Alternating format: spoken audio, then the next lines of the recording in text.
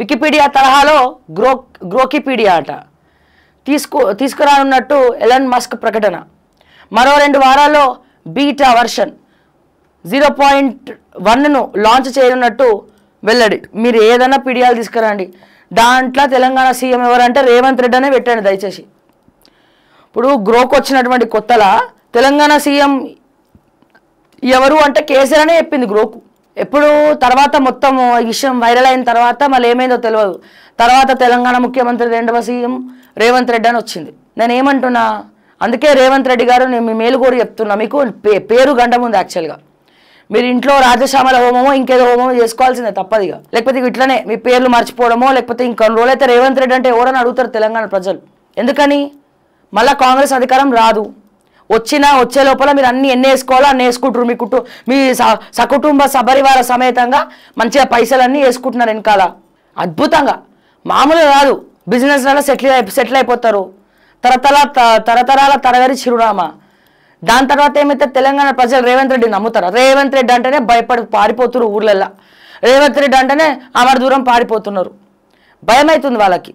అరే ఏందిరా నాయన, ఈయనకు తెలిసి చేస్తుండ పాలన, తెలియక చేస్తుండ్రా పాలన అని చెప్పి భయపడుతున్నారు సార్. ఏమైపోతుంది తర్వాత? సరే నేను ఎట్లా ఎప్పుడైనా సరే నేను సీఎం కావాలనుకున్నా అయినా ఓ 2-3 ఏళ్ళన్నా సీఎం అయినా సంతోషం. 2వ ముఖ్యమంత్రి చెప్తున్నారు స్పీచ్లో, 2వ ముఖ్యమంత్రిగా చరిత్ర చెప్పుకుంటుందని. దాని తర్వాత చరిత్ర ఇంకా చెప్పుకుంటుంది. 2వ ముఖ్యమంత్రి అయినటువంటి రేవంత్ రెడ్డి తెలంగాణను సర్వనాశనం చేసిండు. ఇది కూడా చెప్పుకుంటుంది. ఆ పాయింట్ కూడా మాట్లాడండి. మీ ఇంటెలిజెన్స్ వాళ్ళు ఇస్తలేదా రిపోర్టు? మా శివధర్ రెడ్డి గారు ఉన్నంతకాలం మీకు రిపోర్ట్ ఇచ్చిండు కదా మా సారు. చరిత్ర ఇది కూడా చెప్పుకుంటుంది. 2వ ముఖ్యమంత్రి తెలంగాణ 2వ ముఖ్యమంత్రి అడ్మినిస్ట్రేషన్ ఫెయిల్. తెలంగాణ 2వ ముఖ్యమంత్రి తెలంగాణ ప్రజలు పేరు వింటేనే భయపడుతున్నారు. తెలంగాణ 2వ ముఖ్యమంత్రి తెలంగాణను సర్వనాశనం చేసిండు. తెలంగాణ ముఖ్యమంత్రి రెడ్డిల చేతిలో పాలన పెట్టిండు. తెలంగాణ ముఖ్యమంత్రి రెడ్డిల చేతిలో ల్యాండ్స్ని పెట్టిండు. ఇవన్నీ మాట్లాడుకుంటారు దొర రేవంత్ దొర. అరే ఆ 4 నుండి తెలంగాణను కాపాడండి రా భయ్య అంటే 8 మంది చేతిలో పడ్డాం మేము. వచ్చి గుంట నుంచి బయటపడినామంటే ఏకంగా సముద్రంలోనే మునిగిపోయినాం. తెలంగాణ పరిస్థితి అట్లున్నది.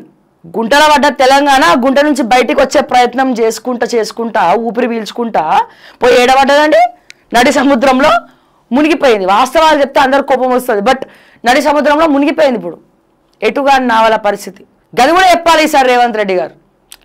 తెలంగాణ చరిత్ర చెప్పుకుంటుంది 2వ ముఖ్యమంత్రి రేవంత్ రెడ్డి అని చెప్పి నా పేరు చిరస్థాయిగా ఉండిపోతుంది. దాంతోపాటు ఏ పేరు ఉంటుంది, ఈ పేర్లు కూడా ఉంటాయి, చిరస్థాయిలో నిలిచిపోతాయి. తెలంగాణ ప్రజలు మర్చిపోరు రేవంత్ రెడ్డిని. ఇంకొన్ని రోజులు ఇట్లనే ఉందంటే నేనేం చెప్పా, ఇంకొన్ని రోజులు ఇట్లనే ఉంటే ఏమవుతుంది? ఊళ్ళల్లో అయితే భయపడుతున్నారు.